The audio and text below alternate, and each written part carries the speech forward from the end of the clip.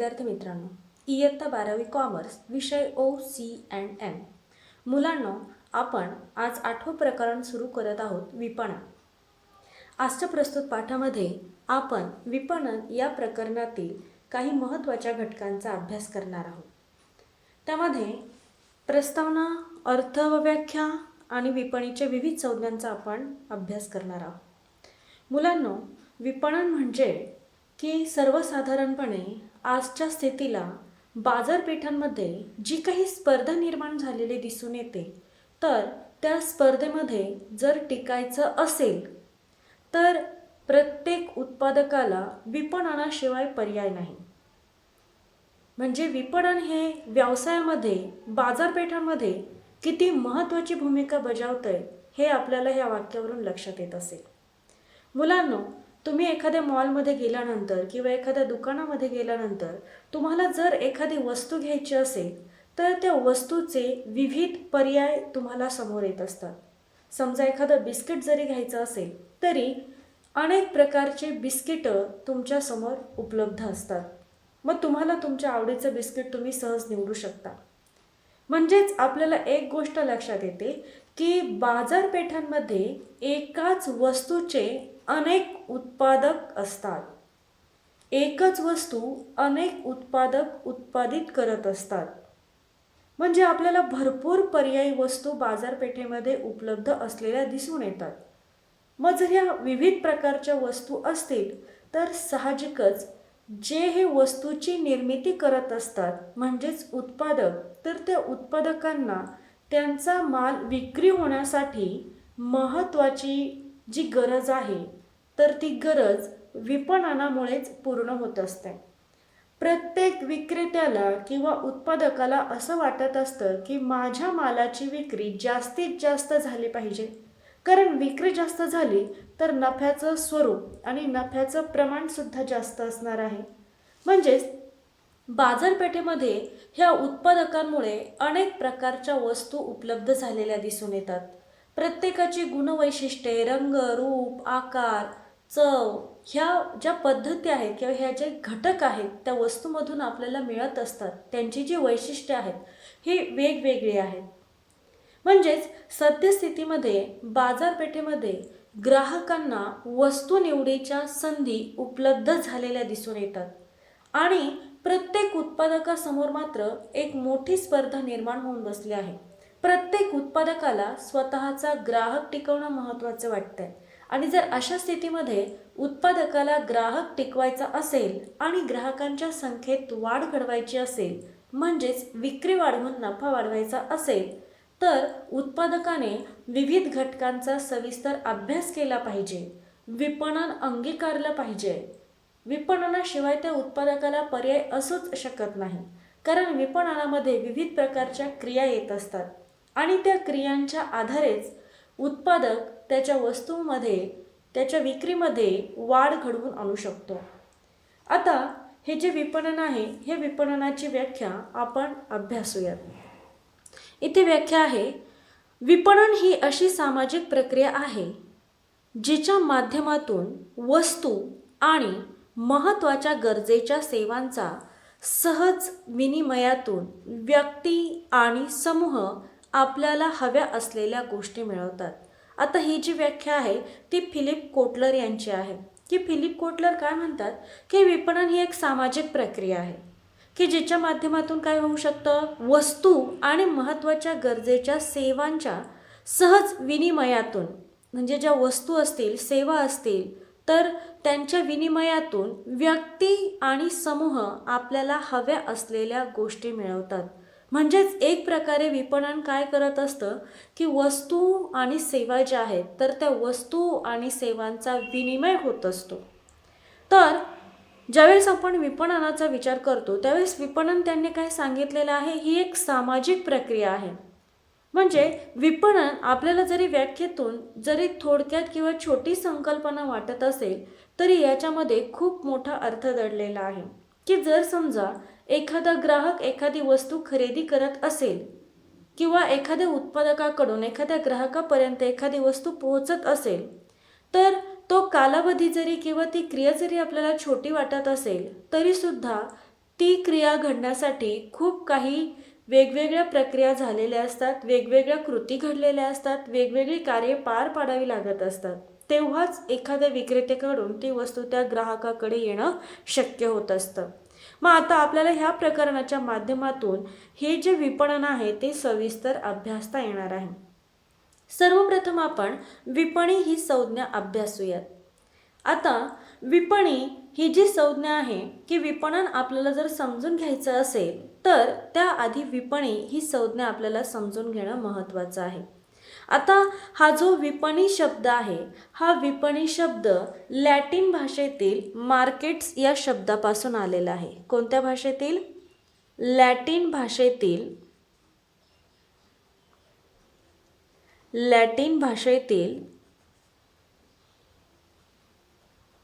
Markets या शब्दापासून विपणी हा शब्द आलेला आहे. आता मार्केट्स या शब्दाचा अर्थ आहे व्यापार करणे. आता व्यापार करणे म्हणजे नेमकं काय? व्यापार करणे म्हणजेच की ज्या ठिकाणी वस्तू आणि सेवांची खरेदी विक्री केली जाते त्याला व्यापार असं म्हटलं जातं किंवा व्यापार करणे असं म्हटलं जातं. की व्यापार करणे म्हणजे की सर्वसाधारणपणे असं ठिकाण की ज्या ठिकाणी काय केला जातो? वस्तू आणि सेवांचा व्यापार केला जातो, म्हणजेच त्यांची खरेदी आणि विक्री केली जाते. ज्यावेळेस वस्तू आणि सेवांची खरेदी विक्री केली जाते त्यावेळेस तिथे 2 व्यक्ती आवश्यक असतात. किती व्यक्ती आवश्यक असतात? 2 व्यक्ती आवश्यक असतात. ह्या ज्या व्यक्ती आहेत तर यामध्ये पहिली व्यक्ती आहे खरेदीदार आणि दुसरी व्यक्ती आहे विक्रेता. म्हणजेच ह्या 2 व्यक्तींमध्ये व्यवहार घडतो, म्हणजे एका व्यक्तीला खरेदीदाराची भूमिका पार पाडावी लागते आणि दुसऱ्या व्यक्तीला विक्रेत्याची भूमिका पार पाडावी लागते. ह्या 2 व्यक्तींमध्ये जो काही व्यवहार होत असतो तो व्यवहार खरेदी विक्रीचा व्यवहार होत असतो. आता ह्या विपणी संज्ञेमध्ये विविध प्रकारच्या संज्ञा आहेत, त्या आपण क्रमाक्रमाने अभ्यासूयात. इथे आहे स्थान विपणी संज्ञा. आता ही स्थान विपणी संज्ञा म्हणजेच की स्थान म्हणजे ज्या विपणीमध्ये किंवा ज्या प्रकारामध्ये, ज्या संज्ञेमध्ये स्थानाला महत्त्व देण्यात आलेलं आहे अशी विपणी म्हणजेच स्थान विपणी होय. आता विपणी म्हणजे नेमकं काय? की असं ठिकाण ज्या ठिकाणी व्यापार केला जातो, खरेदी विक्री केली जाते, वस्तू आणि सेवांची देवाणघेवाण केली जाते, असं ठिकाण त्यालाच व्यापार किंवा विपणी असं म्हटलं जातं. मग ज्यावेळेस ज्या व्यापारामध्ये व्यवहारामध्ये स्थानाला महत्त्व आहे तर त्या विपणीला स्थान विपणी संज्ञा असं म्हटलं जातं. की इथे कोणत्या वस्तू आणि सेवांची देवाणघेवाण केली जाते हा विषय महत्त्वाचा नसतो, किंवा खरेदीदार कोण आहेत, विक्रेते कोण आहेत हा विषय सुद्धा महत्त्वाचा नसतो. तर महत्त्वाचा घटक जो आहे तो म्हणजेच स्थान आहे. की म्हणजे ज्या ठिकाणी ग्राहक आणि विक्रेते काय करत असतात? वस्तू आणि सेवांची पैशाच्या मोबदल्यात देवाणघेवाण करत असतात. म्हणजे इथे कोणती वस्तू विकली जाते, किती किमतीला विकली जाते हे महत्त्वाचं नाही आहे, पण महत्त्वाचं काय आहे? स्थान. कोणत्या ठिकाणी ही वस्तूची देवाणघेवाण होत आहे त्या ठिकाणाला, त्या स्थानाला महत्त्व आहे. म्हणजे असं ठिकाण की ज्या ठिकाणी ग्राहक, विक्रेते किंवा मध्यस्थ एकत्र येत असतात आणि वस्तू आणि सेवांची देवाणघेवाण करत असतात. आता आपण ह्या स्थान ह्या घटकाचा विचार केला. सद्यस्थितीमध्ये स्थान ही संज्ञा जरा व्यापक झालेली दिसून येते, परंतु पूर्वीच्या काळी मात्र स्थान या घटकाला खूप महत्त्व होतं. त्या स्थान या ठिकाणी विशिष्ट प्रकारचे बाजार, वेगवेगळ्या प्रकारचे बाजार भरवले जात असायचे. उदाहरणार्थ बैलांचा बाजार किंवा जनावरांचा बाजार किंवा विविध प्रकारचे आठवडे बाजार. त्यामुळे हे स्थान हे पूर्वीच्या काळी मात्र विशेष महत्त्वाचं असं स्थान होतं. सद्यस्थितीमध्ये ऑनलाईन जगतामुळे स्थान ही संज्ञा जरा व्यापक झालेली दिसून येते. त्यानंतर दुसरी संज्ञा आहे ती म्हणजेच वस्तू विपणी संज्ञा. आता वस्तू विपणी संज्ञा ही नावाप्रमाणेच की वस्तू विपणी संज्ञेमध्ये वस्तूला महत्त्वाचं स्थान देण्यात आलेलं आहे. कशाला महत्त्वाचं स्थान देण्यात आलेलं आहे? वस्तूला महत्त्वाचं स्थान देण्यात आलेलं आहे. म्हणजे या विपणी संज्ञेमध्ये वस्तू आणि सेवांच्या खरेदी विक्रीवर विशेष भर देण्यात आलेला आहे. की या संज्ञेनुसार काय केलेलं आहे की कोणतं ठिकाण आहे याचा विचार केला जात नाही, ग्राहक आणि विक्रेते कोण आहेत याचा विचार केला जात नाही, परंतु कोणत्या वस्तूंची देवाणघेवाण होत आहे या घटकाला विशेष महत्त्व या विपणी संज्ञेमध्ये देण्यात आलेलं आहे. त्यानंतर तिसरी विपणी संज्ञा आहे देवाणघेवाण विपणी संज्ञा. आता देवाणघेवाण विपणी संज्ञा म्हणजे काय की या विपणी संज्ञेमध्ये वस्तू आणि सेवांच्या देवाणघेवाणीला विशेष महत्त्व दिलेलं आहे की ज्यावेळेस वस्तू आणि सेवांची देवाणघेवाण होत असते तर ही देवाणघेवाण स्वेच्छेने होत असते. कशी होत असते? स्वेच्छेने. मग ज्यावेळेस आपण ह्या देवाणघेवाणीचा विचार करतो त्यावेळेस या ठिकाणी वस्तू कोणत्या आहेत, स्थान कोणतं आहे हा विषय विचारात घेतला जात नाही किंवा या घटकांचा विचार ह्या विपणी संज्ञेमध्ये किंवा प्रभाव जास्त पडत नाही. तर देवाणघेवाण विपणी संज्ञे या संज्ञेमध्ये कसला प्रभाव पडतो तर वस्तू आणि सेवांची जी देवाणघेवाण आहे तर ह्या देवाणघेवाणीवरती जास्त प्रभाव पडत असतो किंवा याच घटकाचा जास्तीत जास्त विचार केला जात असतो. त्यानंतर चौथी संज्ञा आहे क्षेत्र विपणी संज्ञा. आता क्षेत्र विपणी संज्ञा ही जी आहे तर ही क्षेत्र विपणी संज्ञा देवाणघेवाण या संज्ञेशी निगडित संज्ञा आहे. कशाशी? ह्या देवाणघेवाण ही जी संज्ञा आहे त्या संज्ञेशी निगडित अशी ही संज्ञा आहे की क्षेत्र विपणी संज्ञा म्हणजे नावाप्रमाणेच ही एका विशिष्ट क्षेत्रावरतीच प्रभाव पाडणारी संज्ञा आहे की या संज्ञेनुसार काय होत असतं की ठराविक क्षेत्राचा विचार करूनच म्हणजे जेवढं क्षेत्र आहे तेवढ्या क्षेत्रापुरतीच ही संज्ञा लागू पडत असते किंवा ठराविक क्षेत्राचा विचार करूनच वस्तू आणि सेवांची देवाणघेवाण होत असते. आता पहा मुलांना कधी कधी काय असतं की बऱ्याचदा जर समजा पुण्याचा वस्तू आणि सेवांचा उत्पादक असेल तर तो काय करत असतो की बऱ्याचदा पुण्यामध्येच त्या वस्तूंची किंमत आपल्याला कमी असलेली दिसून येते आणि पुण्याबाहेर त्या वस्तूची किंमत जास्त असलेली दिसून येते. म्हणजेच थोडक्यात एखादं क्षेत्र असेल तर त्या क्षेत्रावरती सुद्धा वस्तू आणि सेवांची खरेदी विक्री ठरलेली असते म्हणजे विपणी ठरलेली असते, बाजार ठरलेला असतो. दुसरं महत्त्वाचं म्हणजे की असं काही क्षेत्र असतं की त्या क्षेत्रावरतीच वस्तू आणि सेवांची जास्त खरेदी विक्री होत असते. म्हणजेच क्षेत्र ही विपणी संज्ञा आहे ही देवाणघेवाणीशी निगडित असणारी संज्ञा आहे की ही जी संज्ञा काय आहे की विशिष्ट भागापुरतीच लागू पडत असते. त्यामुळे या संज्ञेला क्षेत्र विपणी संज्ञा असं म्हटलेलं आहे की या क्षेत्राचा विचार करता काय केलं जातं की ठराविक क्षेत्रापुरती ही संज्ञा मर्यादित असल्यामुळे बऱ्याचदा किंमत निश्चिती करत असताना जे खरेदीदार आणि विक्रेते असतात ते सद्यस्थितीमध्ये जी काही आधुनिक साधने आहेत तर त्या आधुनिक साधनांची मदत घेऊन वस्तू आणि सेवांची देवाणघेवाण करताना दिसून येत असतात. त्यानंतर पुढची जी संज्ञा आहे ती म्हणजेच मागणी किंवा ग्राहक विपणी संज्ञा. आता मागणी किंवा ग्राहक म्हणजे जी व्यक्ती मागणी करते तिलाच ग्राहक असं म्हटलं जातं. म्हणून या संज्ञेला तुम्ही मागणी विपणी संज्ञा म्हणू शकता किंवा ग्राहक विपणी संज्ञा असंही म्हणू शकता.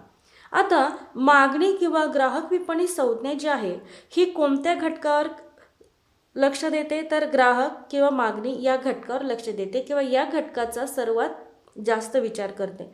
मग ही जी मागणी किंवा ग्राहक विपणी संज्ञा आहे तर ही संज्ञा ग्राहकाला प्राधान्य देत असते.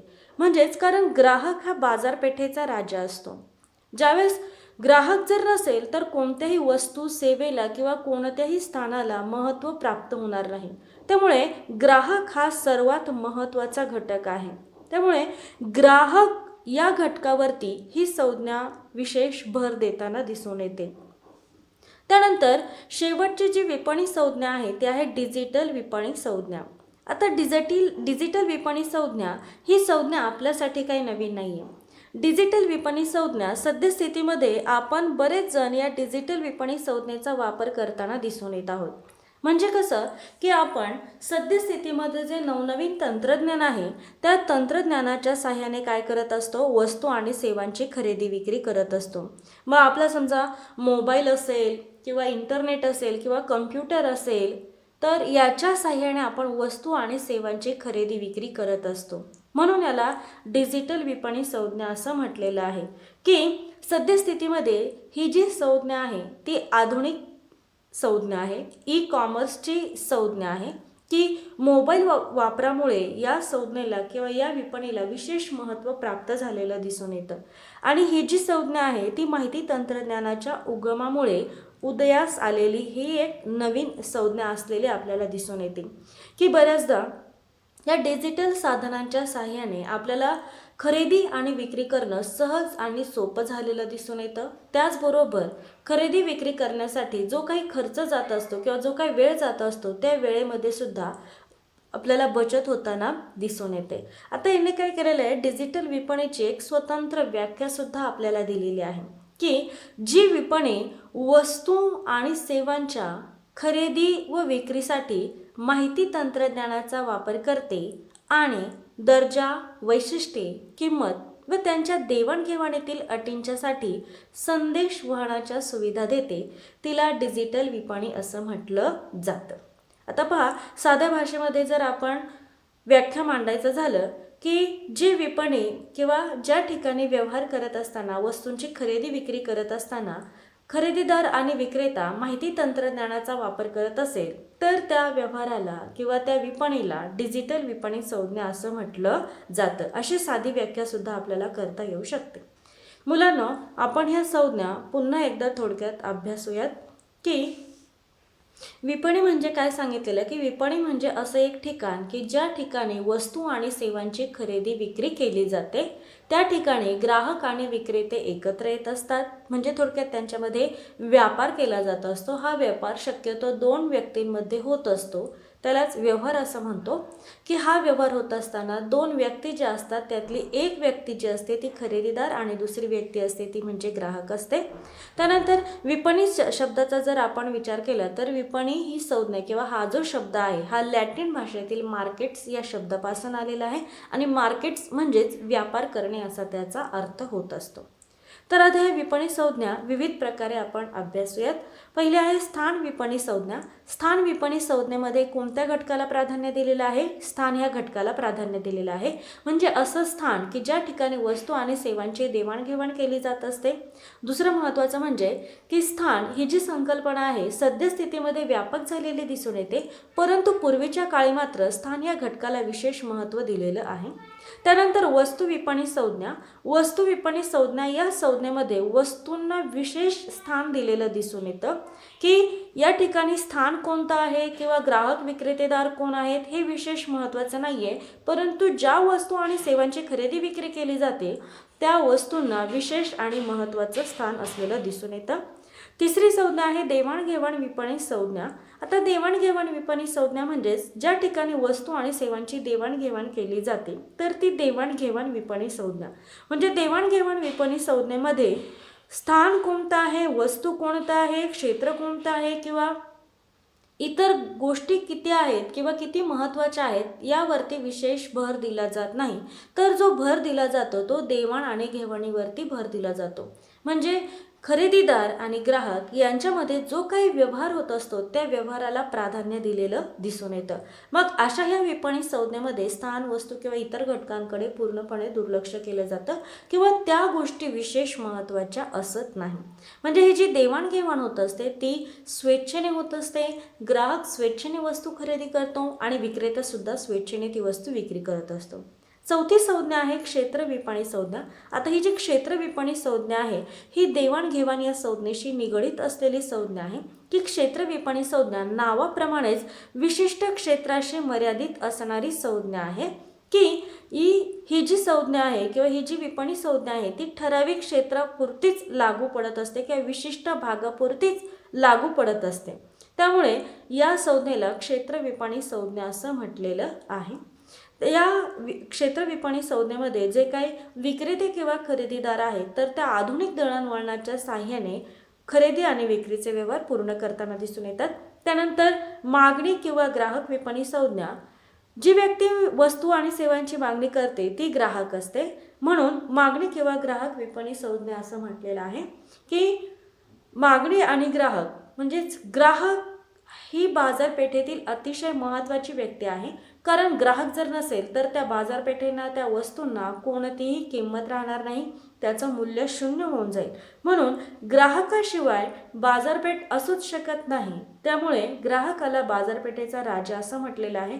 कारण जर एखाद्या ग्राहकाने वस्तू आणि सेवा खरेदीच केल्या नाही तर अशा वेळेस त्या विक्रेत्याला त्या वस्तूंना काहीही अर्थ राहणार नाही. म्हणून ग्राहकाला बाजारपेठेचा राजा असं म्हटलेलं आहे. ग्राहकांच्या संख्येत वाढ झाली तर वस्तूंची विक्री वाढून नफा सुद्धा वाढतो. म्हणून ग्राहक हा बाजारपेठेचा राजा आहे. त्यामुळे या विपणी संज्ञेमध्ये ग्राहकाचा जास्तीत जास्त विचार केलेला दिसून येतो. ग्राहक या घटकावरती जास्तीत जास्त प्रभाव असलेला दिसून येतो. त्यानंतर डिजिटल विपणी संज्ञा.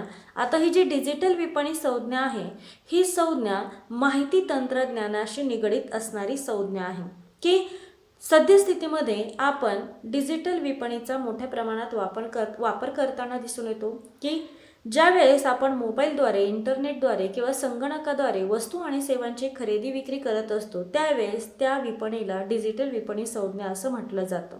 म्हणजेच माहिती तंत्रज्ञानाच्या वापराच्या साहाय्याने जी विपणी पार पाडली जाते किंवा वस्तू आणि सेवांची खरेदी विक्री केली जाते त्यालाच डिजिटल विपणी संज्ञा असं म्हटलं जातं. आता अशा प्रकारे आपण ह्या विविध प्रकारच्या संज्ञा आणि विपणनाची थोडक्यात माहिती घेतलेली आहे. आपलं हे लेक्चर इथेच संपलं. तुम्हाला जर काही शंका असतील किंवा प्रश्न असतील तर तुम्ही ते विचारू शकता. धन्यवाद.